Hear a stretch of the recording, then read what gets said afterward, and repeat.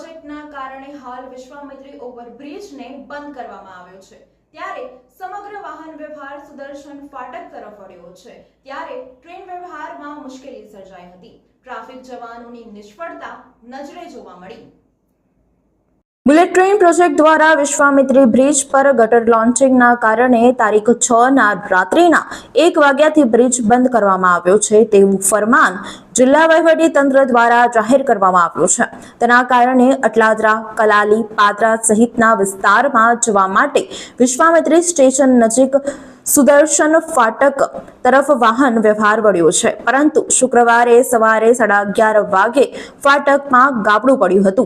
તેથી મ્યુચ્યુઅલ फाटक बंद કરી મરામત કામગીરી હાથ ધરવામાં આવી હતી। તેના કારણે ફાટક ખુલશે તેની રાહ જોઈને બંને સાઈડે ઉભેલા વાહનો ફાટક બંધ રહેશેની જાણ થતા વાહન ફેરવવા અફરાતફરી મચી હતી। ગુરુવારે સવારથી જ મોટી સંખ્યામાં વાહન ચાલકો અને બહારદારી વાહનોને વિશ્વામિત્રી બ્રિજ પહેલા સુદર્શન ટાઉનશીપ થઈ સુદર્શન ફાટક ક્રોસ કરી કલાલી તરફ જતા મુશ્કેલી સર્જાઈ હતી।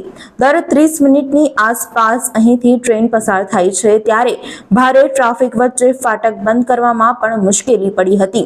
જ્યારે કેટલાક વાહનો ફાટક બંધ થતા અંદર રહી જતા હોય છે। આખરે સીઆરપીએફની મદદ પણ લેવામાં આવી હતી, જ્યારે ફાટક પાસે બે ટ્રાફિક જવાન મૂક્યા હતા, પરંતુ તેમની કામગીરી નિષ્ફળ જોવા મળી હતી। હવે ગરમીના કારણે કોઈનું મોત થાય તો જવાબદાર કોણ?